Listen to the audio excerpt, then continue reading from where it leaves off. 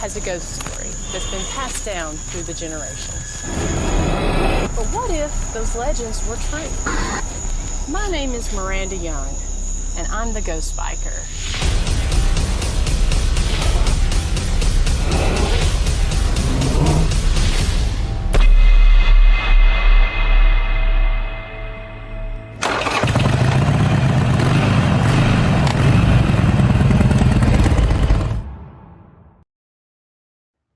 Hey guys, happy Thursday night. Happy last Thursday here during the month of March. You are watching the Ghost Biker Garage. I'm the Ghost Biker, and it looks like we're having a little issue, maybe a delayed start with Facebook going live here, but that's to be expected sometimes. We are here at the historic Scott County Jail. Normally, I'm over at the farmhouse doing my live there, still getting the Ghost Biker Garage completely set up and ready for lives here very soon.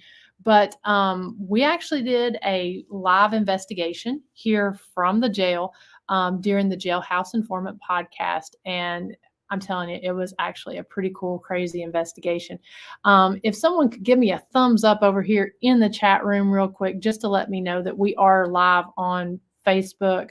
Because after I hit the live button, it was sending me a notification that things were going kind of wonky, but I'm seeing people pop on.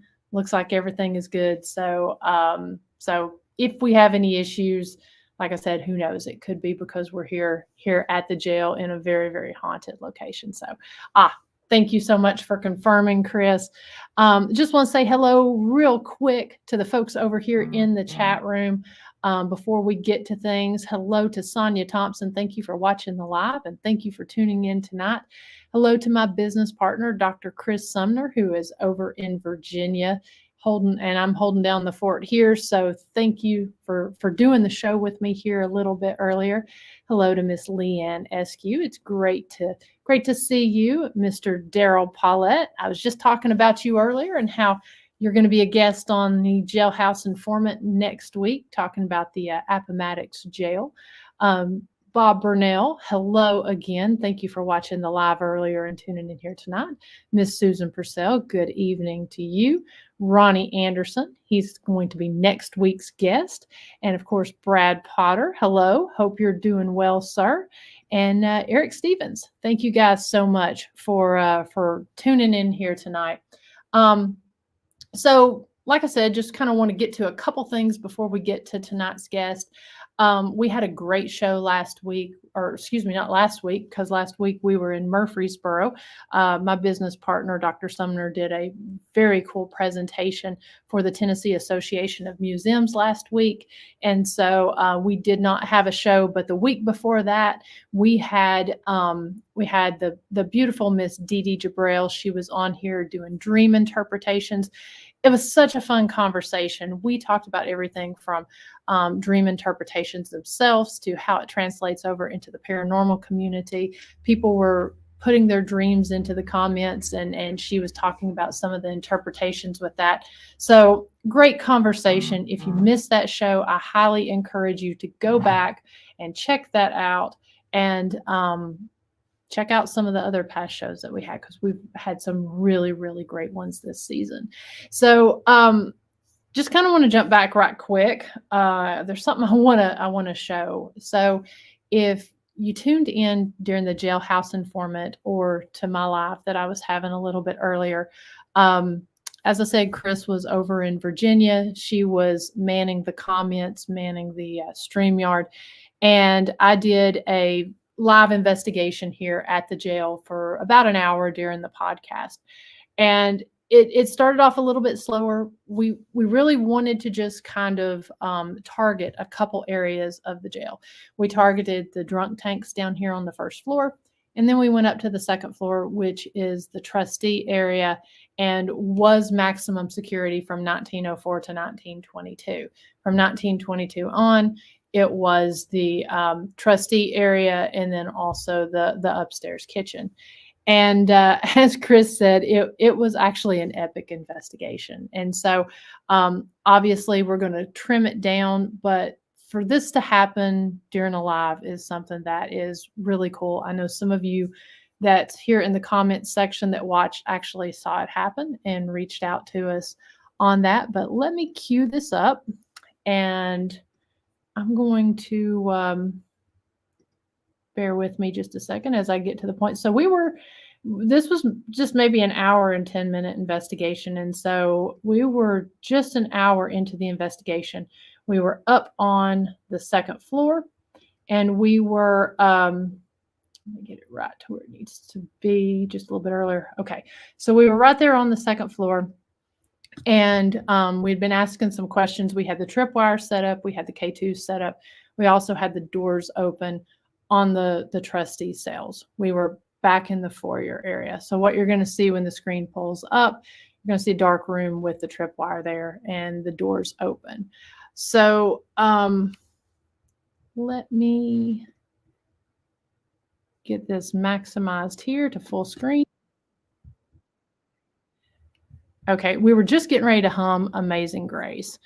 And let's see, for some reason everything is lagging here. Here we go. So we were just getting ready to hum Amazing Grace.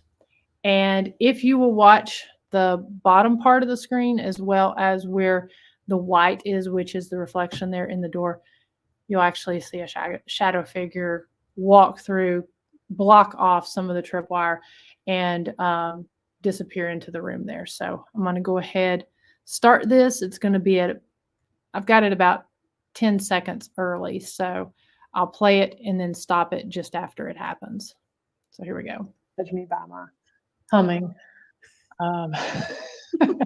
Okay, now, if you guys want me to hum your song, you're going to have to step back from the K2 meter or step back from the lights over there. Whoa. Did something just walk in front of you? Okay, so I don't know. Did anybody else see that? It looked like a shadow walked right in front of her. So I've skipped back. Sally is looking at the K2 meter. So Sally. But it's cool that it shows that she's not setting it off. No. Jennifer said corned beef and crackers. That's odd. Hey. Anybody want any corned beef and crackers? Okay, I'm gonna sit these cigarettes. Yeah, there we go. All right, I can try playing pentatonic, but we may have to just kind of talk. Well, like I said, I don't care to hum it. Okay, try just humming it first. Now, nobody judge me by my humming. Okay, now, if you guys want me to hum your song, you're going to have to step back from the K2 meter or step back from the lights over there. Whoa. Did something just walk in front of you? I don't know. Did anybody else see that? It looked like a... Okay, so like I said, I was the only one there in the building. Chris was watching. It was really cool. I did not experience anything at that moment other than there was a breeze of cold air, but that was all I knew at that moment. So yeah, we will be clipping that and playing that here we'll probably be, I guess, releasing that tomorrow. So anyways, thank you guys that watched that. And if you will, go back and check out that live and send me your timestamps on that. It's just an hour long. We heard voices in the moment. We did hear a female voice. We heard what sounded like keys being drug across one of the tables. We had lots of great interaction there with the tripwire, K2s going off. We even at one point thought we heard a man humming. So it was pretty cool. Go back, check it out, send me your timestamps, let me know, and we will definitely trim that down and re-release all of that tomorrow. So anyways, one more thing I want to mention before we bring tonight's guest on is we do have our Blessing of the Bikes event that's going to be taking place here at the historic Scott County Jail on April 13th. It's going to be taking place from 9 a.m. Eastern time to 1 p.m. And it's going to be a roll-through bike blessing. So basically, show up and anytime between 9 and 1, grab you a biscuit from Dean's Pit Stop. They're going to be here serving their breakfast biscuits. And you'll be able to just roll under the tent there with the Christian Motorcyclists Association out of Jacksboro. They're going to be blessing bikes, their personal blessings. It's not like your typical bike blessing where we all meet at a specific time. You can tailor your ride around it. You can plan to meet here. You can plan as a stop. But we want you to come in. If you want to hang out, take a tour of the jail, that would be great. But if you're just going to be passing through in the area, we want you to stop by and meet up with the guys that's going to be doing that bike blessing. And again, that is on April 13th. It's a Saturday, and it's 9 a.m. to 1 p.m. Eastern time. So now, so I want to go ahead. Like I said, a lot of exciting stuff that's been happening in the last little bit here. But I want to go ahead and get to tonight's guest because I've been excited about having them on for a little while now because they've got so many great things to talk about. And I know a lot of you folks actually know them and have, been following them and the different things that they've been doing. They're really big in after dark tourism and preservation of these historic locations. I'm going to pull up my little bio here. But I'm very excited to have Ernie and Denise Pack on tonight from Packman Paranormal. It was formed in 2020. They're a paranormal team based in historic and haunted West Point, Kentucky. Although a fairly new team, each have several years of experience under their belts. Ernie's been investigating for over 30 years, and Denise was born into a family of urban legend hunters and supernatural enthusiasts. And that set her on the paranormal journey at a very young age. Eventually, they were each led to Waverly Hills Sanatorium, where their lives were changed forever. Recently, the duo purchased and moved into what Google refers to as Kentucky's most haunted house, the Ditto House Inn. They tend to agree that it is, and we're actually going to talk about some of the things that they've experienced and how you too can rent a room there or rent a night there at their house. They currently run paranormal events and investigations out of Civil War Fort Duffield, which is a fairly new location available to the paranormal community. Fort Duffield has quickly developed a reputation as an incredibly active location, not only for spirit activity, but also Bigfoot and even a few UFO encounters. You can find them at the Hauntings of Fort Duffield on Facebook, as well as the Packman Paranormal Facebook page and group, and the Real Ditto House Inn in 1841, which we're going to be pulling up some of their stuff as we talk. So if you will, please help me in welcoming my friends, Ernie and Denise. Hey, guys. Hello. You said biscuit. I know. Biscuit. Did you see him light up? I'm buying a Harley and coming down there to have Come on. so I can get a biscuit. You can probably get, I think they may have their biscuits and gravy. And I mean, they're epic and known for, yeah. Look, Todd's already started on Pawpaw Pack in the house. Look, I tried to do him a solid, and that's what I get. Hey, Eric, and everybody. Right. Hello, good to see you all. And anyone, I just want to remind you over here in the comment section, if you don't mind, if you have any questions for tonight's guest, if you'll put them in all caps, just so I make sure that I don't miss you as we're going through and pulling stuff up and asking questions. I want to make sure that I hit everybody over here. So please put your questions over here, and if you will, just put them all in all caps if you don't mind. So first off, welcome. I'm so excited to have you guys here because I don't know of hardly anyone that's busier than you guys with everything you all are involved in. We stay busy. We stay busy, definitely. That is, yeah. Between the real life and then all the other things that we have going on. I mean, we don't have a lot of time to just sit around. You know, we don't have a TV in our house, and it would be useless if we had one because there's no time to sit around and watch one. I just got a TV in my farmhouse like 2 months ago, and I don't even have cable or regular TV. I watch, I think, like rerun episodes of Wings and Cheers and all those old DVDs. And it's really just every now and then to kind of put myself to sleep because who has time to watch TV? We usually are when we unwind at night before we go to bed. He's playing games on his phone. I work a puzzle on mine, and then we go to sleep. Like when we have time to watch TV, we're so tired. It's like, I just want to take like a 30-minute nap. Right. Naps become all too important whenever you're staying up at night and doing investigations or, out speaking and doing events. Yeah.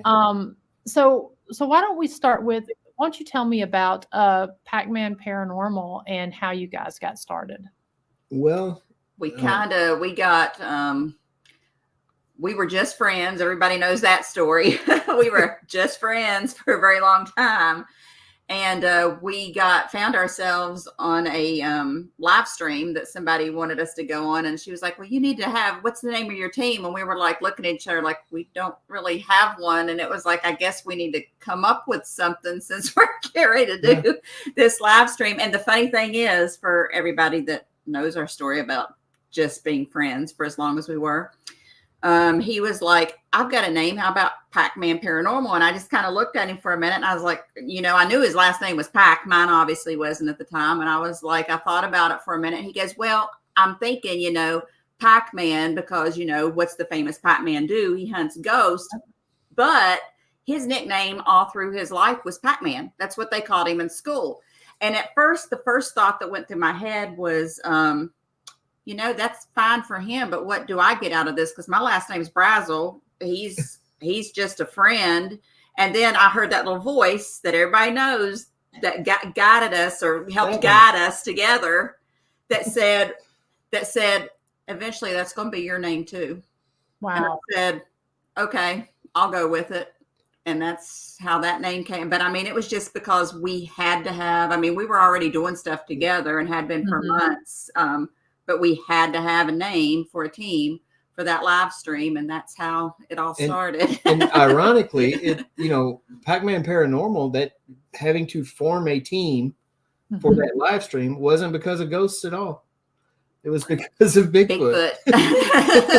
Live stream was a Bigfoot live stream. We were hunting ghosts when a Bigfoot found us. Actually, the title of the live stream was Ghost Hunters Meet Bigfoot, because we happened to be on a ghost hunt when Bigfoot found us, because we weren't even sure we were believers. I didn't or I guess neither one of us, didn't think it could exist, but because that wasn't what we'd always done, it was just kind of like nothing we didn't expect thought of. It was a surprise. And then when we kind of had the experiences, she hooked us up with some people that were Bigfoot people, and we came together for an investigation. So it was Ghost Hunters Meet Bigfoot. But wow, was that investigation in Kentucky? Yes. Yeah. Okay. Jefferson Memorial Forest is where. Okay. Because I was going to say, your all's area up there is just completely known for Bigfoot and UFO, extraterrestrial, paranormal. Everything under the sun. And we got it all at the fort. Yeah. As our friend Brandon and Mustafa would say, this area has all the elements of a haunting. Yeah. That's right. It's definite. When I first read their book, I thought that was just a cool title. And then when I read the book, I realized that they had elements of a haunting. There were specific things they were talking about. And you started thinking about it, and it's all right here. Yeah. Yeah. You hear that there, Octagon Hall. There's something really, truly unique about Kentucky and that far bottom part of Indiana. Yeah. This whole little area here. Yeah. Mm-hmm. Absolutely. So I think I met you guys. You all hadn't been together as Pac-Man too very long when we met you there in Franklin, Kentucky at the Old Stone Jail. That was that first year. That first summer. First year. I see a question over here actually that James Brady is asking. We are not affiliated with Waverly anymore. We've kind of, the drama ended. Tina and Charlie are back in charge. We won. They won. We won. They're the people that are supposed to be there are the ones that are there. And because, they don't need us anymore because everything's settled, we decided, after 3 years that we would go on and do our own thing. We've got our own path. We wish them well. And Waverly's an excellent location. And it'll always be part of us. I'm not on the camera, but we recommend anybody go that hasn't been. It's a once in a lifetime experience and keep pulling you back. Yeah, it's a place to go. Absolutely. Our own locations now, though. So let's talk a little bit about that new path that you're on. And so you've formed Packman Paranormal. You were there involved with Waverly. And now tell us about where you're at in some of these new endeavors. And as you do that, I'm going to start pulling up some of the different pages and different things like that. And then, of course, you all have also provided some photos as well. Okay. Well, we, when I guess it was around a year and a half ago, we decided we were ready to buy a house. And a little before that time, from the time I moved here with him in early 2020, it was like February of 2020. This little town, West Point, was within 15-20 minutes where we were living. And he knew that he loves the history too, obviously, and I'm a history buff, and it's just a little forgotten gem, kind of run down, which it's getting better. They're working on building it back up, but historic markers everywhere. And he was like, let me take you down here and show you this place. And I mean, even with it being as run down as it was like we were driving through and I was like, we need to keep looking for houses to come available here. So there we are. So for 4 years, we drove through this town just hoping to find something. Never saw a for sale sign. And we actually found a house just down the road from the Talbot Tavern in Bardstown. And we put in a bid on that and, get strung along with all of that process. And then eventually that deal just kind of fell apart from every angle. And so we said, okay, fine, we'll just look somewhere else. Mm-hmm. And I'm laying in bed asleep at like 3 a.m. on a Saturday going into Sunday. Saturday night going into Sunday morning. This fool never sleeps. And in the middle of the night, I hear this demonic voice, we need this house. And I look, it's not a demon, it's this thing. And I have my phone right. The phone's right here. And it's that picture that's right in my face. I just happened to be awake and thought, I'm going to just Google. And I didn't even put in West Point. I said, I'm going to Google houses for sale in Louisville and just see what pops up. That was the first house that popped up. And we've been watching and watching nothing. And then there it was, 3 o'clock in the morning. And, the description on it said, history buffs will love this former Civil War hospital, blah, blah, blah, blah, blah, all the details, and we were like, okay, yeah. But it's Saturday night. It's 3 a.m. The next day is Sunday. I'm thinking, okay, I'll contact the realtor Monday morning. And she's like, no, you're calling him in the morning when you wake up. And I'm like, it's Sunday. She said, leave a message. We don't want to lose out on this. Mm-hmm. So I called him at like 9 a.m. and he answered. And I told him what the deal was. And he said, well, let me make a phone call, see if I can do anything. And make a long story short, we were down here taking a tour of the house by noon that day, Sunday. And we took 10 feet, we walked 10 feet in the front door and said, we'll take it. I mean, it had that vibe. He said, it's 3,700 square feet. You don't want to look at anything else. We said, oh yeah, we'll look at it, but we'll take it. Yeah. Hey, Bob, the ceilings are 12-foot ceilings. 12-foot ceilings. Yeah. So yeah, it's got some high ceilings. But so anyway, we get to town here, and one of the first things we want to do is go investigate Fort Duffield. And we didn't know if it was available for private investigation or how to go about it. So we went down to the museum here in town and asked around. Mm-hmm.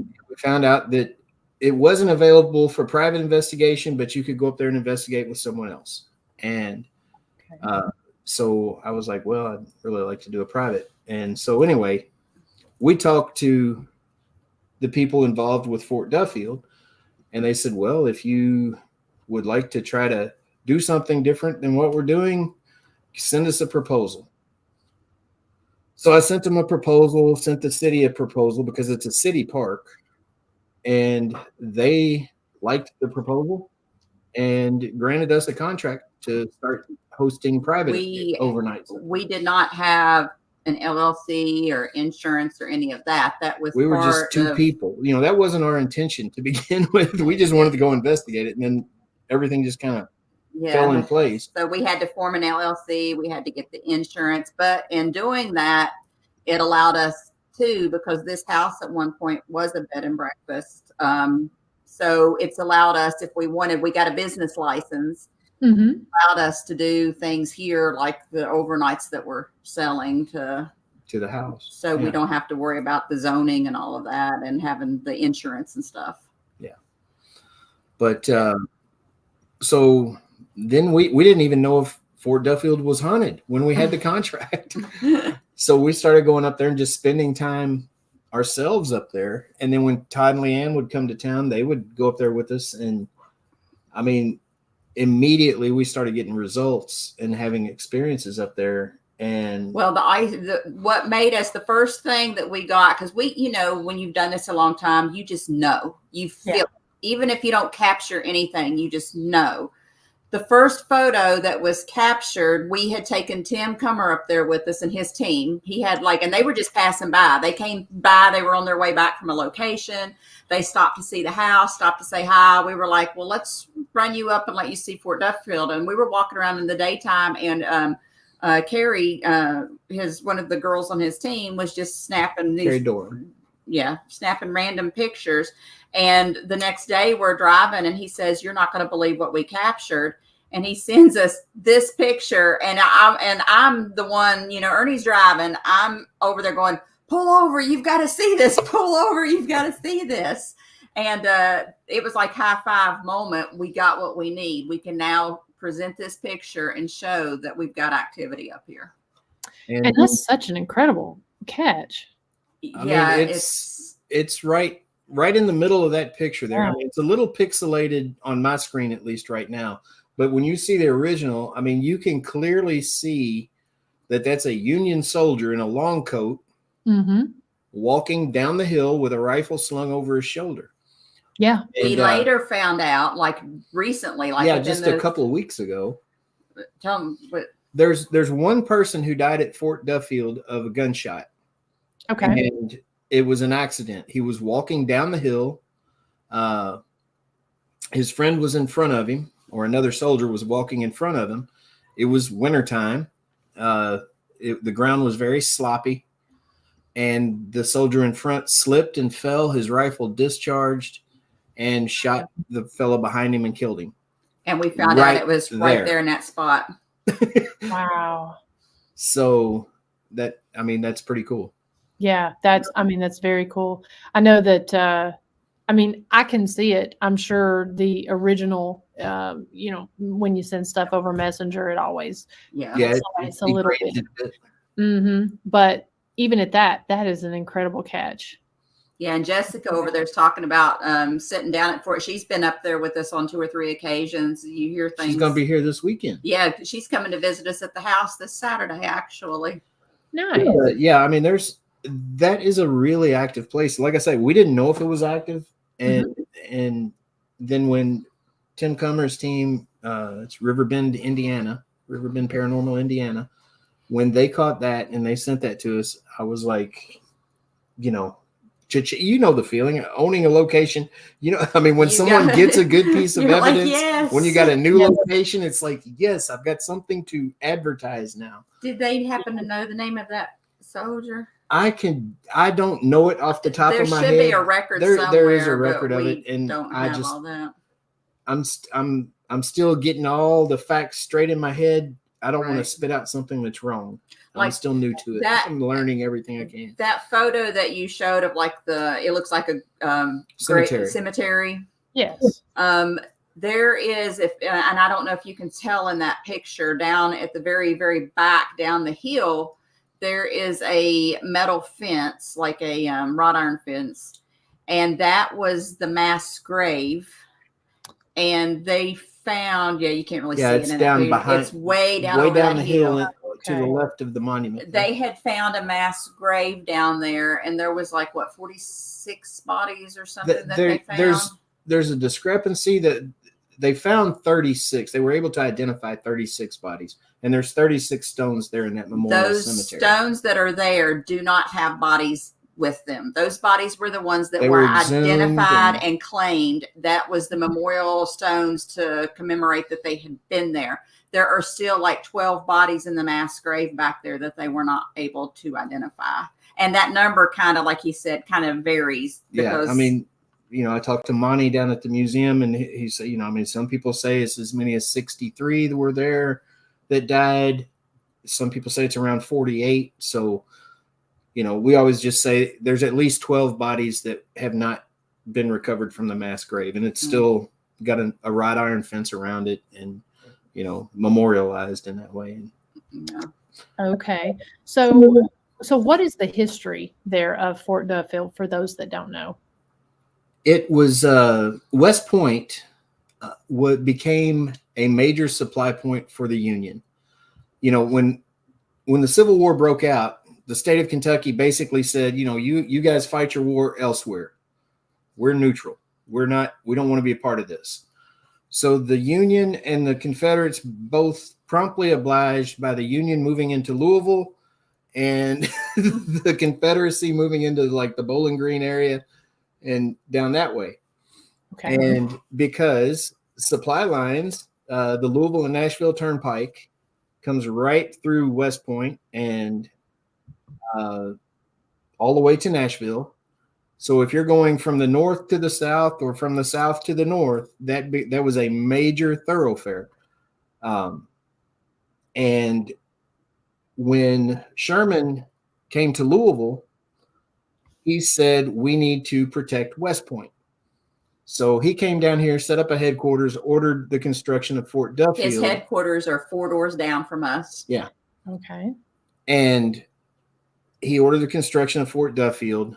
And it was to guard against attack from the south and the east of here, because they figured any attacking Confederates would come up from Elizabethtown or along the Salt River from Shepherdsville. And we've got right here behind our house, the Salt River basically runs down beside our house, and the Ohio River's right behind our house. They can They come together in the backyard. right, yeah. So anyway, this fort's constructed. The first soldiers move in there in the November 3rd of 1861. The most brutal winter at that time on record in this area. And it was manned mostly by younger boys, soldiers. Young boys. Basically reservists, what we would call Army Reserve today. There's one up there. It was like 10 years old. 12. There was a 10-year-old too. Well, I know there was a 12-year-old, but Yeah. there were a lot of kids there. Wow. And they were not equipped very well. They were not trained very well. They were not expecting to be in any kind of conflict. And then they get sent to a Southern sympathizing town, which West Point was. I mean, most of the people who lived in this house sent their son off to fight for the Confederacy. I mean, this town was full of Confederate sympathizers. And then the Union came and took over the town. They weren't wanted here. They're sent here where they're not wanted. If you know, which I'm sure you do because you've studied history, there was a speech in Washington where a congressman or a senator stood up and said, you know, I'll be able to wipe up all the blood shed in this war with one handkerchief. Wow. People didn't think it was ever going to really happen. If anything, it'd be a small skirmish and it'd be over with and done. Well, then war breaks out. These guys are up there on the hill, harsh winter, don't have good winter coats, don't have good boots, nothing. Their latrine is placed uphill in the fort. The spring where they get their drinking water, right down below it. Wow. Water runs downhill. Dysentery went rampant through the fort. Wow. In the space of 6 months, we know of about 48 people at least that died up there, mostly due to dysentery, dehydration, illness. But there were a few accidents. They tried to build a bridge across they built a bridge across Salt River And there were several drownings that occurred during the process of that. There was the one accidental discharge of the gun. There was a guy that drowned in the cistern. Yeah, I got drowned in the cistern. Wow. But the letters, I've seen some of the letters from some of the soldiers that were there, and they just talk about how harsh it was. You know, I mean, it's so cold. They're cramped. There'd be like 10 people in these tiny cabins. I mean, if you showed some pictures earlier that had some of those cabins up there, those are replica cabins, but they're built on the identical base. Replicas. They're built on the base. They're not much bigger than this. They're about the size of this room, if the size of this room. And there would be 10 people in each cabin. So I really don't know, but that was a bad move right there. Whoever responding to who is responsible for the layout. As far as putting the sewage line up the hill. I don't even think back in the day though that they really understood that. I don't think that was. No, I mean that was a wide range. There were more soldiers in the Civil War everywhere that died of illness than died of gunshots. Look it up. It's a true story. And our house was a Civil War hospital. We were actually, the 2 doors down was the main Civil War hospital. We got the overflow. So some of those soldiers at the fort that did get medical care were brought here to our house and died in our house. Yeah. We have heard, and of course the reports are, hearsay. We don't have any hard facts to back this stuff up. But that there were 28 deaths here over the years. Okay. From when it was a Civil War hospital, from mothers dying during childbirth or illness. There was a murder that occurred in this room. 1904. 1903, I think it was. I thought it was 1904. Anyway, somewhere a long time ago. Traveling salesman cheating on a card game. He disappeared in the middle of the night from there was a splash heard in the river by some of the towns. So now, were they playing cards there at the inn, or were they playing somewhere else? Yeah. Okay. Because we did something similar to that at Hey Good Meal. There was a guy that was disemboweled there in one of the cabins because he was cheating, and we did a 3-person poker game with the flashlights and got some really cool responses to that. That'd be cool to do that in your location. Yeah, well, come on down. Yeah, we've got a night. Come on.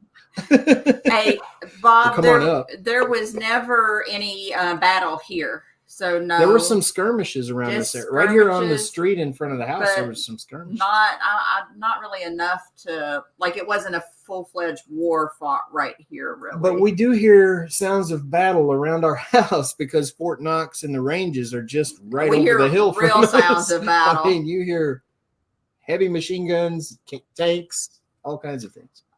Back to when we mentioned Sherman's headquarters was like 3 doors down. We actually have Sherman's desk in our front room downstairs. That's cool. Yeah. That's very cool. Now, do you get reports from some of the neighbors that they have activity in their homes as well? Yes. Yeah. When we first moved here, nobody really wanted to talk about it because we were outsiders. This is a tiny town. Everybody knows each other, but they didn't know us. And we started to do the tours and started to talk more. And we started going to some of the little festivals here in town. And then people were like, I've not told anybody this, but, maybe you won't think I'm crazy. So more and more stories have started to come out. And we've determined every house in this town is haunted. this ground is haunted. Absolutely. Chris asked if we found any artifacts. We haven't found any Civil War artifacts. Well, we have found there was a row of mansions behind us. There was a whole other, right now our house, actually, our property is on the river. There was a whole other street back there before one of the floods, and there were several mansions that fell into the river. We have had pieces of marble from what we assume is those mansions. We've had a knob or two. Like brass doorknob type things that we found. But we did find a WW2 Dog tag. Yeah, we found a dog tag, traced it back, and found out it was a soldier that was at Fort Knox for training before he was sent off with Patton to fight in the Battle of the Bulge, actually. So that's pretty cool, I think. Wow. Yeah, I can only imagine. So I'm just kind of looking over here on the comments. And for any of y'all that are just tuning in here, we've got Ernie and Denise with Packman Paranormal, and we're talking about Fort Duffield as well as their house, the Ditto Inn. And so did the inn, other than a Civil War hospital, did it have any other uses other than an inn? A lot. It was a brothel at one point. It was a railroad ticket. It was They sold fish out of here at one point. Yeah. It's been a restaurant. It's been a bed and breakfast.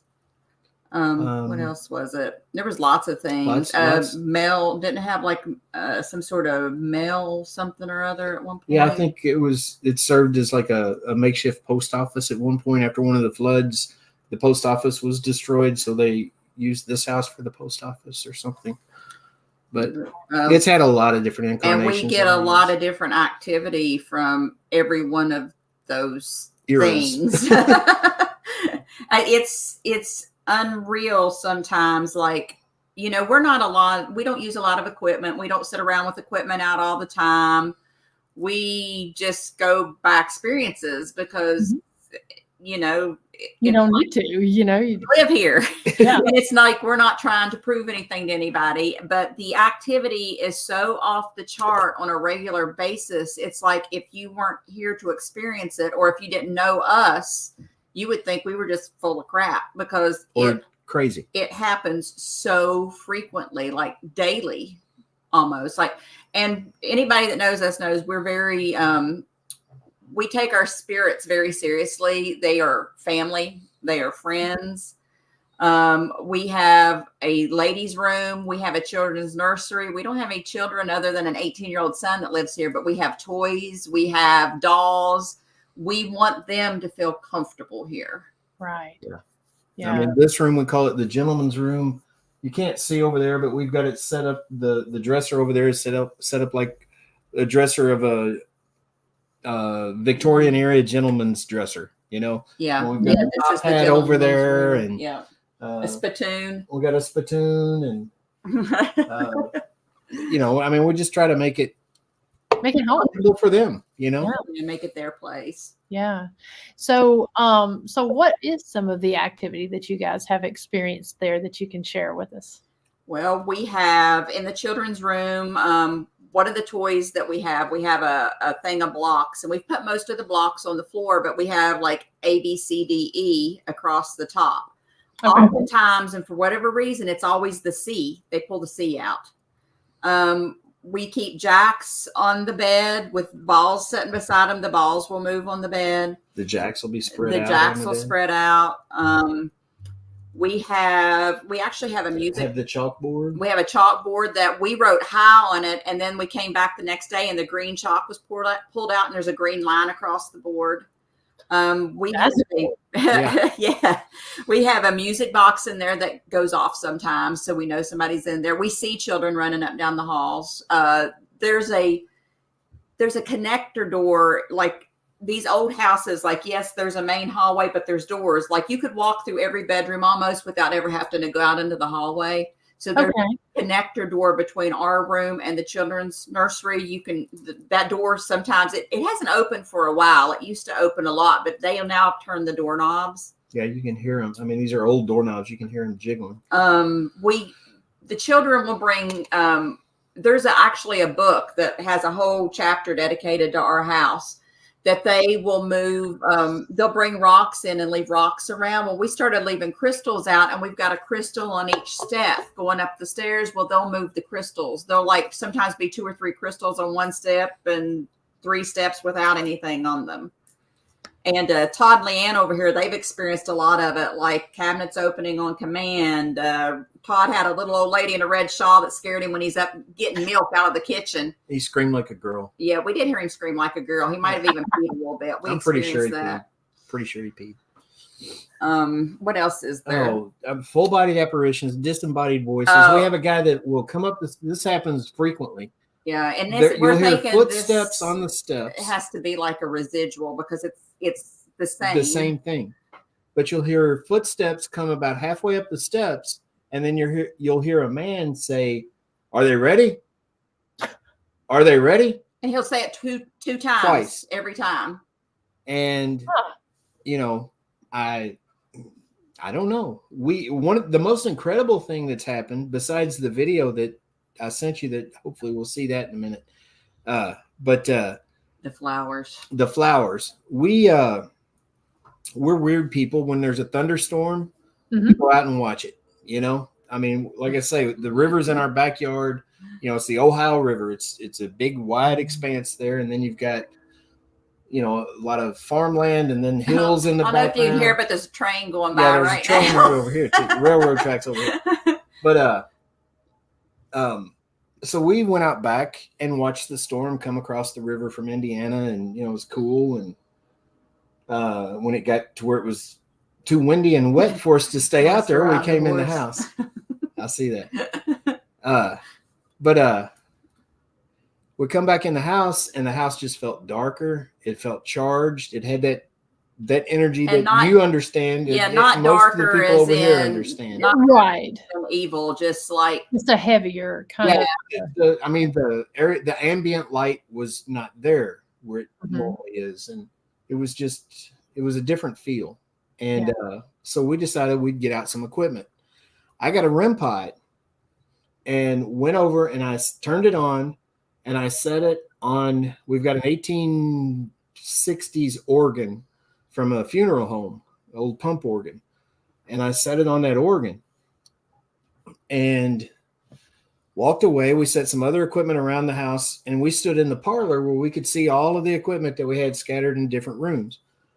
And we were lights out, and we were trying to get some interaction.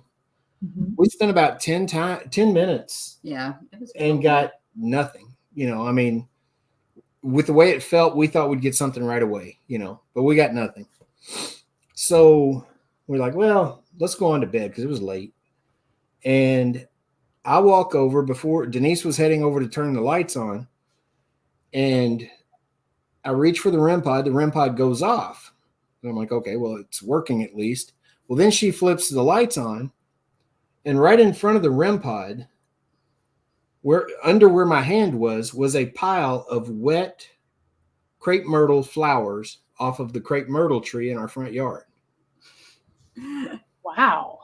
We have no idea. Nobody had come in the door. There's no draft. We had not been in the front yard, you know, for it to have like fallen off our clothes or whatever. You know, we'd been out back. There's no crepe myrtle tree. And they were a perfect pile. Yeah, they were piled right in front of that REM pod where, like I say, when I reached to turn the REM pod off, it set the REM pod off. So if someone had set those flowers there, that REM pod should have gone off, but it didn't. But they were not there when I put the REM pod there. And then when we turned the lights on, there they are. And I mean, they're still. I might have peed a little bit when I saw he was started screaming, and I was like, "What's going on?" He's like, "Come here, look at this." I'm like, "What?" And I was like, "Where did this come from?" Like, I mean, I was even like, Are you pulling a trick on me? What'd you do? And he's like, no, I didn't do that. Who am I? David Copperfield? No, I mean, they weren't here, and there they are. But they're still there. Like, I cannot they're all dried up and crumbly now, but I'm like, this was a gift. I can't throw this out. I just can't. Yeah. But that was pretty freaking amazing. Yeah. But when we first got the key to the house, Denise was in Indianapolis and she was working, and I got the keys, and I came in the house and start looking around. I'm like all giddy about, the house, but they had left a mess. So I'm walking around just looking, what all we got to clean up. I go to the kitchen and it smells like a morgue in there. I open the refrigerator. The refrigerator was left with the power shut off for 2 weeks. For 2 weeks, full of meat. Oh, and other stuff. What's wrong with people? Yeah, it was disgusting. So I closed the refrigerator door. I cracked the window in the kitchen, but this is not the kitchen where we're going to be. Well, we want to say that because we've had this question asked. When you see this video, you'll see the door move. Okay. You hear birds chirping.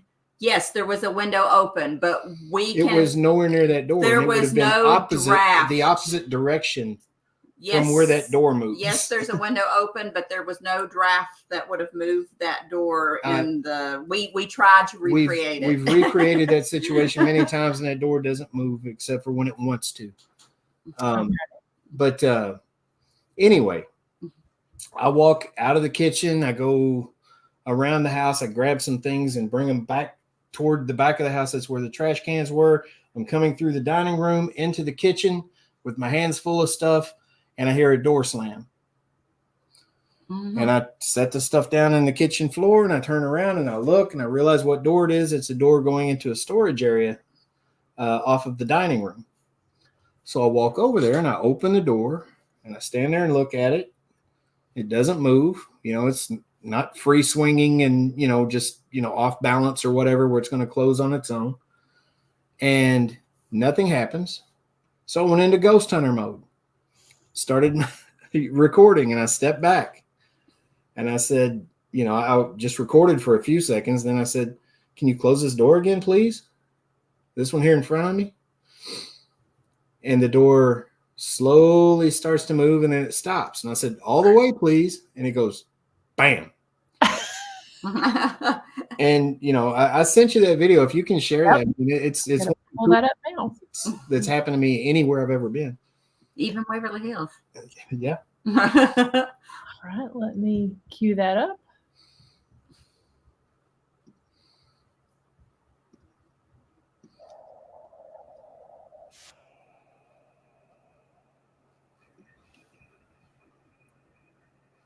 Can you close that door again, please? This one here in front of me.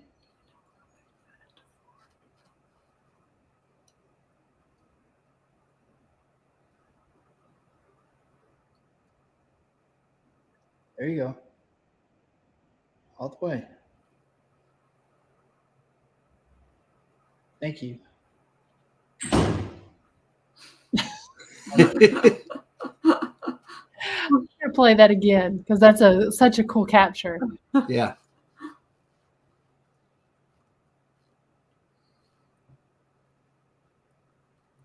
Can you close that door again, please?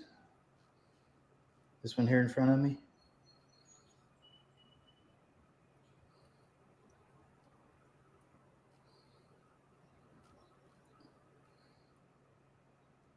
There you go. All the way. Thank you. How's that? I love how that. I love the way it closes. Yeah, that's just so cool. Almost it's like they're tentative about it at first. Like, okay, all the way. Okay. We feel almost like that they have not had, the neighbors that we've got right now a long time ago owned this house, but there was somebody else that owned it between them and us. And we feel like the spirits here for so long didn't get acknowledged or recognized. And they were kind of like standoffish. And then we moved in and we're like, we want to see you. Come out and play. We're here. Let's do this. And then they're like every day something. And literally every day something. Yeah. Well, I have a theory kind of on that myself, because there was a location I investigated, the old Fentress County Jail, and the two guys, they worked for the Chamber of Commerce there. And it's kind of a common story that you hear people tell about places where they either live or work in a haunted place. They'll say, let me tell you about some of this stuff that happened. It happens upstairs. I don't go upstairs because this happens. And so I feel like these spirits, and I experienced this when I was investigating, that if they're doing something and that drives someone away to not come and visit and not interact or even talk about it, because they'll hear you talk about it and say, it creates a negative reaction upon you. I think that the spirits, they hold off. Now, some of them, they may do it deliberately to kind of keep you away from them. Yeah. But when I investigated the Fentress County Jail, I found at first I didn't really get a whole lot at first until I started approaching and talking and reacting in a certain way, and creating an environment that seemed more normal to these spirits, and that it's like, hey, it's okay. I can see you, I can hear you, and I want to interact with you. We started getting a lot more. And I think that you hit the nail on the head with that maybe people who were there before, they were taken aback by the activity or just didn't interact with it. So the spirits were kind of like, yeah, I'm not so sure how. Standoffish. Well, and another funny story with that video, 30 minutes after that video, this is all in the span of like an hour's time in one day. The very first day that we have the keys to the house, this door back here in the corner, I don't know if you can, that one there. That one back there, that actually goes into like a bedroom. That's where our son has his room, but there was a screw in that door holding that door shut, just because it is such a vast house. The previous owner was just a couple. They didn't want to heat and cool everything. So they screwed that door shut to kind of block that part of the house off. Okay. Well, when we were looking at the house, because if you go through that door and turn left, it goes down a set of stairs into the kitchen. Okay. So, and there's actually another way around through there to come out through here to our bathroom. I mean, it's this one house is big a maze, but it was all closed off. And when they brought us in, they had to kind of strategically take us up the stairs in there and come around this way because we couldn't come directly through that door. And we were like, they were like, well, that door's screwed shut. And they started telling us why. And we said, well, that's going to be one of the first things we do. We're going to open that door.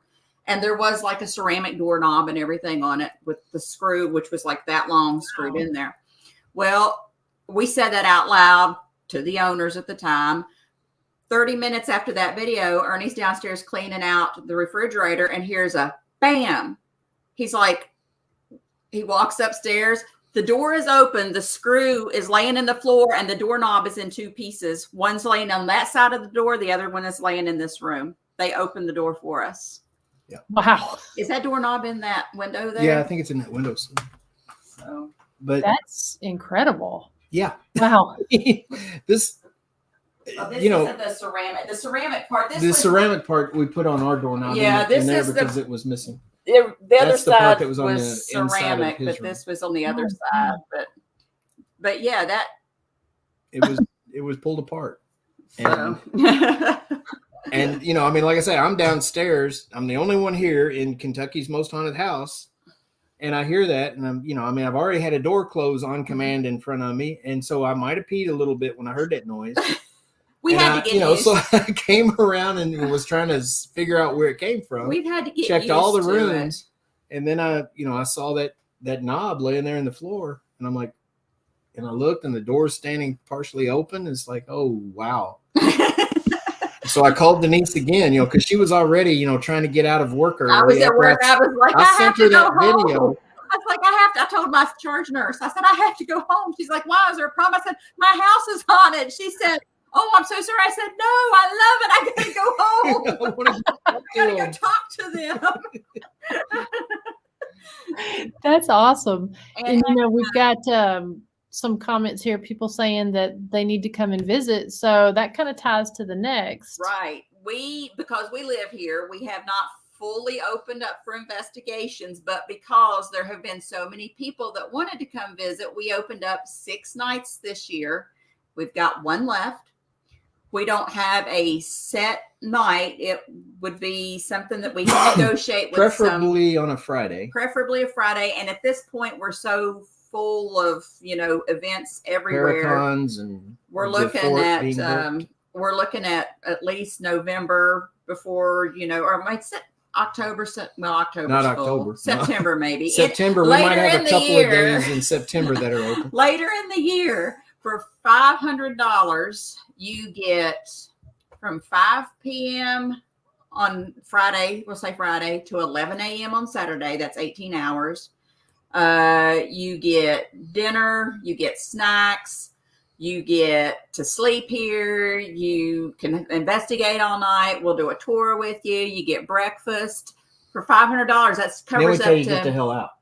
It covers up to 10 people. So, and we say 10 people because, sleeping arrangements get a little iffy. We do have 5 bedrooms, but because it's our house, we will be here too. We don't want to leave all of our belongings. So, but we have air mattresses if we have, not enough beds or whatever. But the first person that contacts us at the phone number that's on the screen there, yeah, you can go to 502-376-7240 and has payment. You got it. Yeah, we're doing payment up front because we're not going to get stiffed. We don't want to have to hold it for somebody that doesn't pay. You all know how that is. Yeah. I mean, serious inquiries only, I guess. Yes. Exactly. And if you can't, if that phone number goes by too fast for you or whatever, you can just go find Ernie Pack, Denise Pack, Packman Paranormal, or the real Ditto House Inn 1841. Send us a message. Put a post on the group, whatever, and we'll contact you. If anybody actually Googles Ditto House Inn, it interchanges our house with the Ditto Lansdale house, which is 2 doors down, and it is the red brick, also very, very haunted. He's not so keen on people coming in just because he's done the ghost thing with TV shows in the past and has gotten kind of stiffed a couple of times with that. But they interchange them both. So at first we were like, well, is ours the most haunted or is theirs the most haunted? But ours is pretty haunted regardless. I haven't been in Cootie's house. I've been in our house, and I can tell you this is the most haunted place I've ever been. And, folks that know me know I spent years at Waverly Hills. Yeah, Todd said me and Ernie are like a circus act, y'all. So it might be worth the money just for that.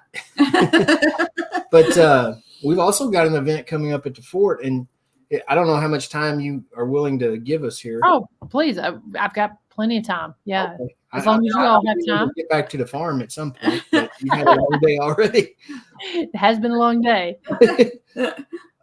We've got an event coming up at Fort Duffield that we call these events Spirits, Squatches, and Stories Around the Campfire. I don't know if it's going to be on the event. I think it should be on the pinned. event. It should be pinned. It was pinned. I don't know. Let me see. It was pinned. Where'd it go? Is it on the it should be group page or is there a public page? That one should be. I don't know. That it should be on the Hauntings of Fort Duffield, that page that you're on right there. Can you find it and send it to her? Maybe she can bring it up. Let me see. Anyway, we have these public events that we're doing at the fort. We call them Spirits, Squatches, and Stories Around the Campfire. And what we do, we have a cookout, and everybody just kind of hangs out, meets and greets, and gets to know one another. And then we go build there it is. Yeah, she found it. We go build a campfire up at the redoubt inside the fort, or beside the fort. And we stand around, we tell stories. We do have Bigfoot up there. So. Yeah, there is a lot of Bigfoot activity at the fort. We have this next one coming up April 20th. We have Todd and Leanne Eskew from over here in the chat, our brother and sister. Our other sister, Beth Allen of Solon Blaze, and the one and only Squatch Man, Greg Yost, coming. And these events, I mean, like I say, they're supposed to be open for investigation, and the whole the people have the freedom to go anywhere they want, but everybody just hangs out around the fire all night. I just want to hear more stories. We tell them you're free to go investigate, and they're like, no, just keep talking. And so but if you want to go investigate or do some Bigfoot hunting while you're there, you're free to do that. And we'll go out with you if you need we'll us go to out. go We'll give with you a tour and tell you what we know of the fort. Speaking of the Bigfoot hunting, Todd had actually mentioned the pictures earlier. Yeah. Yes. Thank you, Jessica. Jessica always comes. Yes. She hasn't bought her ticket yet, though, for this next one. But we're going to harass her about that Saturday when she gets here. But, I sent you 3 pictures. There were a sequence of 3 pictures. I sent them out of order, but I think we explained that before we started here. I want to answer something real quick before you get in that. Bob asked if we run cameras and stuff. No, Bob, we don't, because we live here. We don't. You don't want to see that. It's, Maybe that's the extra price. Yeah, that's a different channel.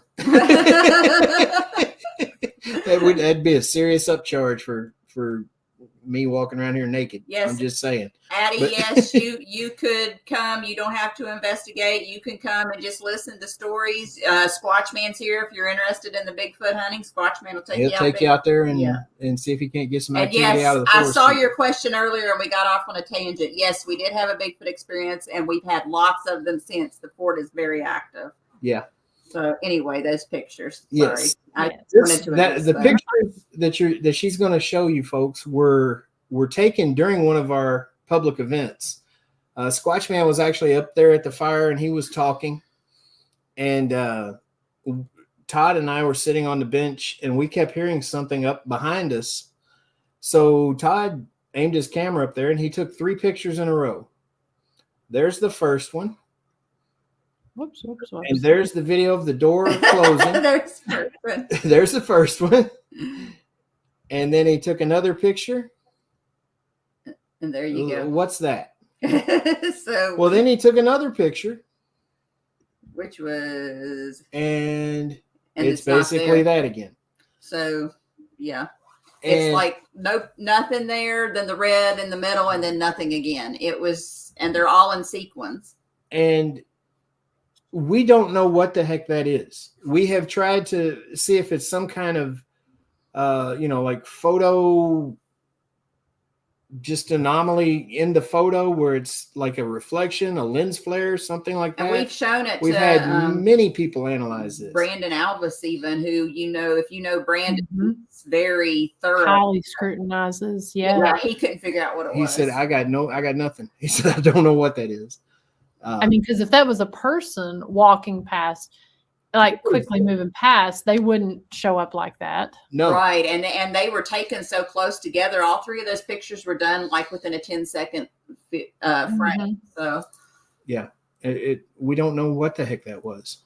But like I said, this was one of our public events and we weren't, necessarily trying to catch evidence. Ronnie, we were sitting there listening to people talk. It was not a digital camera. It was a cell phone. Taken on his phone. So. And if anybody has any insight into what that might be, please tell us, because we have looked at it. We've looked at it to see if it's an artifact, maybe picking up another portion of the picture and then transposing it up there larger or something. And we can't match it up with any other part of what's in frame there. So we don't know what the heck it is. Yeah, it's not the bench or anything like that. Right. It doesn't match. That was my first thought, was maybe it was just something off of there. I don't know what it was. That's wild. I love those unexplained pictures like that they're just, they're cool when you can actually see an apparition or see some type of figure. But when you have no idea what it could even be, I really enjoy those. Right. Yeah. Stonehenge. What the heck? No. Easter Island, Todd. Easter Island, Todd. Yes. That was the first thing I thought of when I saw that. James. Yeah, James, we saw a face too. That's what, and we've had, because we do have a lot of the Bigfoot people up there. Some of them said that they feel like it's a Squatch trying to, what's the word they use? Like shimmer into our reality or whatever. Phase in and phase out. I don't know. And then we've had people say it looks like a rip in time. I guess we'll never know. The reason that we were one of the synchronicities, and I don't guess it's a reason, when we moved to this town and started realizing this is where we were supposed to be, one of the things we discovered when he started researching the fort, because, we started doing our own research to try to get the facts that we could find. Was it your great-great-grandfather? I think it's 3 greats. Great-great-great-grandfather was the one that was appointed to help construct the fort up there. Yeah. His mother grew up on the street on Mulberry Street, the next street over from us. And I didn't know any of that stuff, until he found his great-grandfather's picture in my grandfather's picture in the 8th grade annual for the high school from 1924, I think. Yeah. It's cool the things you find out when you start doing that. It's the same way here at the jail for me. I mean, obviously I was born and raised here in small town, but I'm finding out, like, my great grandfather was the hanging sheriff here. He was the only sheriff that actually did a legal sanctioned hanging. And, I knew about a lot of the stuff, but just finding out some of these and people who were involved with the jail and with the county itself, it's so cool. And it helps you realize that you're where you're supposed to be at this point in time. Yeah. There's some weird synchronicities about this place and us coming to be here. I mean, Addie, we do these we try to do 3 to 4 a year. So I don't know when the next one will be, but there will be more. We do a cookout before we go up, and then. Can you block Todd? Tad. Can you block Tad? Block Tad. From the chat. Sorry, Todd. I was instructed to do this. Don't harass the guest. But yeah, so if people want to find out about these events, find out more about everything that you guys have going on. I know we've got a lot of stuff in the show notes, but go ahead and plug all of that so that people will know where they can find you guys. Okay, they can find us at Packman Paranormal Facebook page and group. Packman, Packman, just like on the screen there. And you just follow us. Join the Facebook. We've got Hauntings of Fort Duffield, a Facebook group. That's our Facebook group for Packman Paranormal. We also have a page, Packman Paranormal. And they're great. I just got to say, they're great about letting you share. And so if you're looking for great paranormal content, there's a lot of shows that go and share on there. So you can find other investigations. You can find podcast shows, authors. So they're amazing about letting people share on there. We share on there a lot with this show and with the jail. So definitely want to check their group out. Yeah, it's a good place to network. I mean, and anybody over here that wants to share their stuff, we don't always see your stuff to share. So please put your stuff there. We will approve it. Yeah. Like she said, we also have Hauntings of Fort Duffield Facebook group. We've got the page for the real Ditto House Inn, 1841. And all of the events that we do, we advertise on all of those pages. When we're on podcasts, we advertise on all those pages. We do try to reach out to us individually if you can't find us there or can't get the answers you're looking for. Chris, and you put up with we put up with the Todd, which is hard to do. It's really tough. We are very good. Like I said, we do allow people to share just about anything on our Packman pages. We do try to keep the Hauntings of Fort Duffield related more towards the Hauntings of Fort Duffield, just because that business doesn't get lost in the stream of stuff. Yeah, we try to keep it more focused on the fort, but you can find us at any of those pages or find us individually. Like I said, I mean, my phone number is on the ads for if you'd like to book a night at the house. Like I say, we've got one of those left, and you contact me. That's my phone number on there, 502-376-7240. I'm not afraid to tell people. I'll just block you if you're a jerk. So it's not a problem. But well, Chris says that we're both awesome. No, Chris and Miranda are two of our favorite people in the paranormal. I mean, when we were going to Gettysburg to the bash last year, it was our first time at Gettysburg for the bash, and we didn't know if we were going to have anybody up there that we knew, because we knew that it was mostly people from the Northeast and that area of the country that Yankees went to the bash. Bunch of dang Yankees. And so when we found out that we were going to have a booth right next to Chris and Miranda, next to him, we were like, high five. We love them. And it was the best weekend. We loved that. Yeah. I hope that every event that we do, we get to mingle with you guys, because you're a lot of fun and you're just great people. You're positive. You don't get involved in all the drama. And that's how we try to be. I mean, the Save Waverly thing kind of changed that for a while. Yeah, we were at the center of a lot of drama there for a while. That was not a fun. Well, but it was a purpose, it wasn't drama without purpose. And, you know, that's just one of those things that happens whenever there's passion involved with locations. And I mean, it's a lot of people don't realize that, you know, as paranormal investigators, we are first and foremost, we're all about history. Yes. And, you know, and preserving history, preserving these locations, be it a home or a old hospital or a jail or whatever it might be. You know, I mean, that's a part of how we came to be who we are. I do have to say, though, we will not sacrifice our integrity for that reason, though. Just because we need the money, we will not sacrifice integrity for the money, because we tell people we will charge YouTubers the same price that we charge everybody else. We don't care if you film, but there's a clause in our rules that you are not allowed to talk about demons, and you are not allowed to slander us, because there are no demons at the fort. And if you say anything about demons at the fort, we don't care how many clicks you get, you will be booted, and there will be a lawsuit, because we don't care about clicks. We care about the integrity of the spirits, the integrity of the properties. These were people. They will be treated as such. And that we took the cue from you and Chris on that. You know, we were talking to you guys at Gettysburg about it when we were setting up our waiver, and that was one of the things that you suggested we put in ours. And we did. And that's something that's how we are. You know, we're very protective of the location, but everyone has their own experiences. They're silly.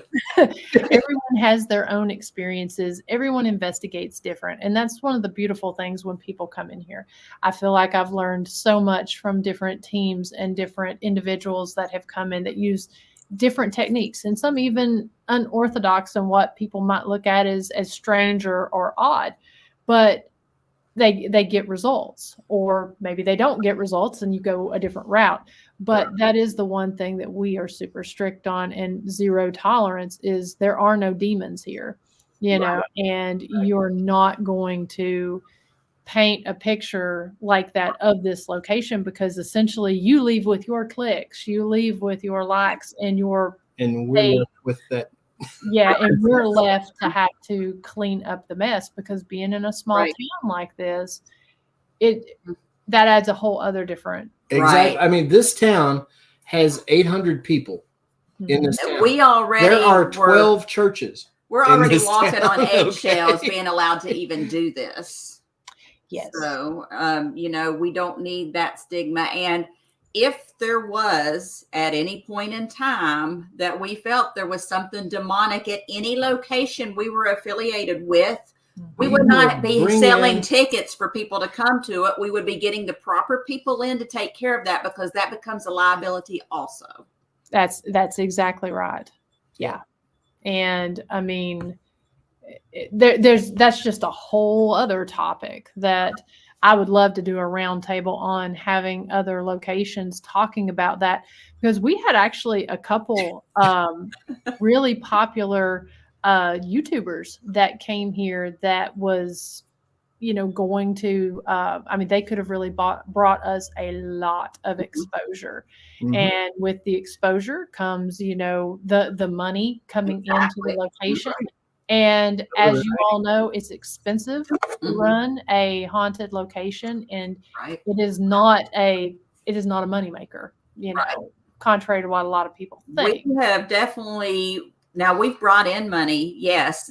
Not a ton, but a lot of the money we've given to the city has been money that was supposed to, because there was a deal struck that we got a certain percentage. We've not kept any of it, unless it's been for t-shirts, which the sales of the t-shirts after we get our cut out of it, which because we paid for them. Our cut is just what we've put into them. We give the rest to anything off the top. We've actually given the city more than what we've pocketed, because it's like they, you know, we don't need the money. We try to reimburse our personal expenses, but we give them everything else. We've put a pavilion up there because there was no way to get in out of the rain if it started to rain up there. Now, that wasn't all us. That was something that, you know, was. But we did contribute a big. And let me rephrase that, because I said it's not a money maker. Let me rephrase that. It's not a get rich. job is what I'm saying. Right.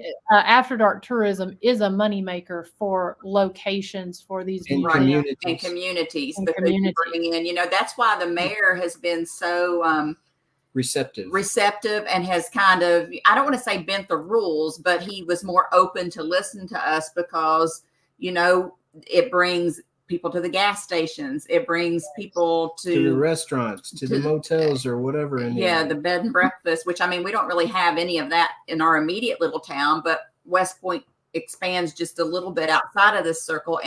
And because there was more traffic, which, this was not our financial, we didn't financially provide this, but because we brought more traffic to the fort, it allowed them to have a proposal for the state to give them a grant to pave the road back to the fort, because they had to have a reason for that. Yeah. Yes. The traffic definitely helped. Because there's a lot of locations, especially not-for-profit locations, that depend on, so say they're free to go into or very, very cheap price to go into during the day.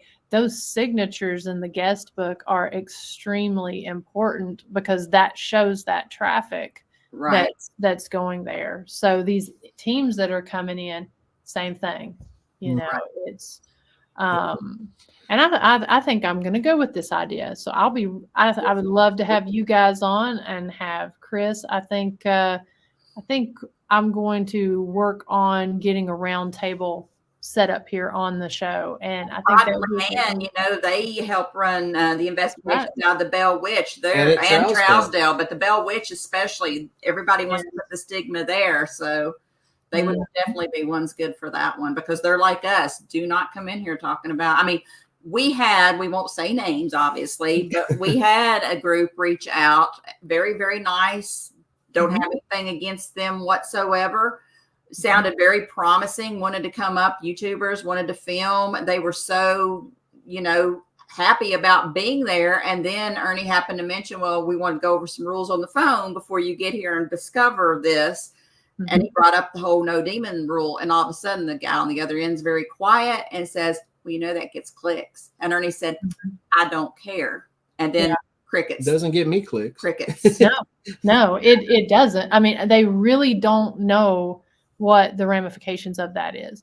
That's why we've started requiring a history tour, because I give them, when I do the night tours, I give them the option that they can either have a history and hotspots tour, or they can just have the hotspots, but I have to give, with our insurance that we pay for, I have to give an orientation tour showing the lights, the thermostats, the exits, emergency, that sort of thing. And so we always require at least if you are going to be putting a video out, we require you to do a history tour. And I make it quick because I don't want to cut into your time. I'll make it as short or as long. If somebody wants to see some of the stuff with the hotspots, wants to know names, that's fine. We'll totally give that. But because we had some YouTubers that had clicks in, we have a place not far from here called Red Ash Cemetery, and it's really known as Turley Cemetery, but it has the reputation of the Goat Man, the basically portal to hell, and all of this. But this cemetery, it's actually an old abandoned mining town, but the cemetery itself, because it has such strong urban legends attached to it, it's been completely desecrated. Everything from the angels in the cemetery have been beheaded, to pentagrams on the trees, to just defacing the monuments. It's really sad how this cemetery has become. And then it's also become sort of a drug deal spot where people go and do drugs. But it has this great, crazy story, and it is an active area.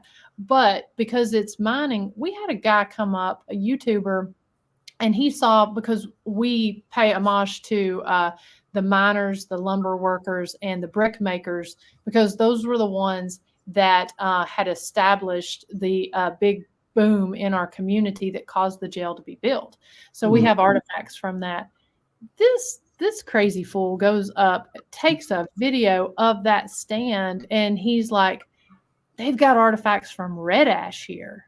We're 20 to 25 miles from Red Ash. Don't even know where he pulled that out of other than trying to get clicks. And so it's like from that point on, it's like that is so inaccurate. We don't want people thinking that we're saying we have that. Right. And so, so yeah, now we require you come in and you have to have a history tour for that purpose. I always recommend, I know a lot of teams, like when I was a guide at Waverly, there were a lot of teams that would come in and they would forego the tour. Oh, we've read all about it. We've seen it online. We've seen the TV shows, yada, yada. We know everything we need to know. Because you believe everything you see online. Right. Right. All that's true. Right. Okay. And I, who spend, 12 years 12 years there, I'm not as good as what you found online. Okay. I get it. I recommend you take the tour every time because stories change. You find out new information. And new hauntings. Yes. New hot spots. Yeah. Mm-hmm. And, and then again, like you said, just to learn the real history before you go by what you might have heard or, someone could go to, I saw Addie talking about, no, I wouldn't go to the Bell Witch. Well, if you believe everything you hear about the Bell Witch, it's nothing like what you're going to think, oh my gosh, I'm not going there. There never was a witch at that cave. There was an Indian burial ground on top of it, and there's a lot of residual energy and just native historic energy that's still there because of that. But it's not anything dark or evil. Dark. No. And how many witches have we executed for being witches? No witches. They've killed a lot of medicinal people that would use herbs to heal with, or and maybe things like people that were witches, but not the stigma that everybody puts on the witch. Yeah. Right. But anyway, we're going down a rabbit hole. But it is. I told you that. We absolutely. But it is. I think it's something that people don't realize, and it's something that people don't really think about. Just the ramifications of their actions, and just how it really does affect these great places. Because you do have, seeing Addie's comment here, she's not out of the norm when you have people that maybe aren't into the paranormal. They don't know what we do. They don't know. And they're seeing these videos because, again, they're getting these clicks, and people think that everything is dark and demonic and bad. And that couldn't be more far from the truth. Anything demonic is really, truly rare. Yeah. Yeah. And in all the years I've been involved with this, I might have encountered 3 possible demonic cases. Mm-hmm. And we certainly don't they stand out. And it's we not don't like certainly run in and act like we're going to take care of it. We're like, well, let's get somebody else involved. Call Casey or somebody, Addie, and that is fine. We don't even, if you are in just the slightest bit interested in just hearing the stories, we don't ever try to force anybody to do anything they're not comfortable with. And we've had people come to Waverly Hills when we were guides there that was just absolutely terrified that we basically took their hand, babysit them all night, babysit them, and they had a great time. Yeah. Mm-hmm. Sometimes it's just understanding it. Yeah. And as Chris said, that's one of the big reasons why historic sites are reluctant to include after dark programs. Right. And we heard that, when I heard the questions that were being asked of Chris, one of the big things that I took away from that was just this fear and misconception that a lot of these locations have, and the fear that they have of what the public is going to think about what they're doing. And if done right, you can really combat those false narratives. Well, one of the things that we had to address when it went before the board about us being able to do investigations up there was basically they wanted to know what we were doing, because they saw it as a memorial, a cemetery. They didn't want disrespect. They had no clue what it was we did. Yeah. Yeah. And actually, Addie, she sent her daughter this past weekend on an investigation over at Rugby with me and her mom, Susan, and her sister, Becky. And we had a great time and lots of really cool activity. And it is, I get it's just not for her. I totally Yeah. So agree. I'm not singling you out, Addie. I'm just saying that's a common thing that we do here and that we deal with the paranormal. And so, We're just responding to your comment. I'm not, like she said, we're not singling you out at all. Yeah. We're responding to your comment. Yeah. And we'd love to have you come up to the fort. I think you'd Squatch have a Man. blast. If you're into Bigfoot, you would enjoy Squatch You'd have Man. a blast up there trip. for our spirit squatches and stories around the campfire. It's a good time. Yeah. And so any other events that you guys have coming up that you want to plug? And also your podcast. I know you guys do. Is it a weekly podcast you do? Yep. now? Weekly podcast. Every Sunday night on the Get Haunted Network at 9 p.m. Is it 8 p.m.? I don't even remember what 8 p.m. I don't remember what time we're on. You're in the past time zone there, so it's always confusing. I think I might have put 9 p.m. on the flyer, to be honest, because I get confused. I don't know. But it's gonna we'll clear that up between now and Sunday. It's supposed to be 8 p.m. on the Get Haunted Network on Sunday nights. We are actually speaking at the Indiana Bigfoot first annual Indiana Bigfoot conference in September. I don't have the exact dates in front of me, but all these events can be found on our page. We're going to be at the Supernatural Soiree. October 26th, Supernatural Soiree in New Jersey. October 5th, we're going to be in Rock Island, Illinois. We're all jumping all over the place. July, we're going to be at the Battlefield Bash in Gettysburg. Mm-hmm. The Graves County Paracon. Yeah, Graves County Paracon, October 12th. Yeah. I'm just trying to pull them out as I'm thinking them. we got a lot of stuff going on. If you follow us, we'll have all that there. Yeah, and we'll try to get dates and times right. Try. But that's us. There's only one brain here, and it's mine. So Wait and a it's minute. full because I have to carry the load for 2 people. I'm overburdened. He's overly burdened. You look overburdened, Ernie. I can see it on your face there. Yeah, guys, go follow them. Check out the Packman Paranormal group page, their regular page that they have, and then also the Real Ditto House, and then also the Fort Duffield, the Hauntings at Fort Duffield page. Lots of cool things to go on there. You can go on and see cool things that are going on, find new content. Because again, like I said, I can't say enough good things about their group page. They keep the drama off the page, which is important.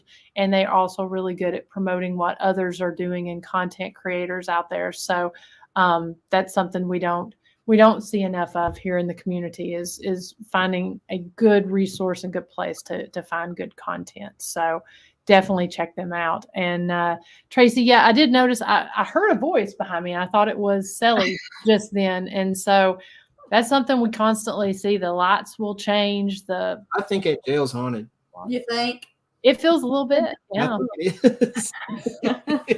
You'll have to come on out and go down there. We keep saying that. We keep saying that, but then look at our schedule. And I'm a travel nurse. I drive 2.5 hours to go to work. So it's so hard to get anything done.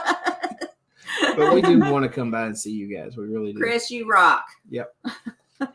And thank you all so much over here in the chat room who have been commenting, asking wonderful questions, interacting. We love it. You guys are the ones that make the show what it is by interacting with us. I mean, it's just always a fun time, and I always look forward to it every Thursday night.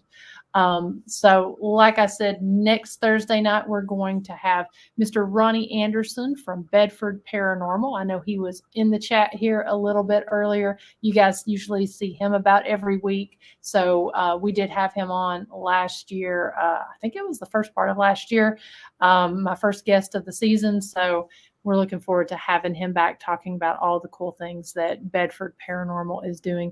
And then, of course, Mr. Daryl Paulette, he's going to be on the Jailhouse Informant next week, where we're picking up our series talking about other jails that are around the country. And we're going to be talking about the old Appomattox jail there in Appomattox, Virginia, which kind of ties a little bit into the conversation tonight with the Civil War. And this would be essentially where the Civil War ended. So, So definitely want to tune in for that, where he and Dee Dee will be on the show. And that is at 7 p.m. Eastern time on the Historic Scott County Jail Facebook page and YouTube channel. Also stay tuned. Probably tomorrow we'll be re-releasing the live that I did here just a couple hours ago. And we had a couple cool captures. So if you will, go back, watch, send me your timestamps if you catch something on there, and we'll even give you a shout out whenever we post it that you helped us find that. So, so we really appreciate it, and I appreciate you guys so much. Well, we appreciate you all. Thanks for having us on. It was Be fun. happy to come on anytime. Absolutely. Well, we'll definitely have you back on to talk about everything that you got going on. Sounds good. You all All take right. care. All right. Until next week. Night, everyone. Good night.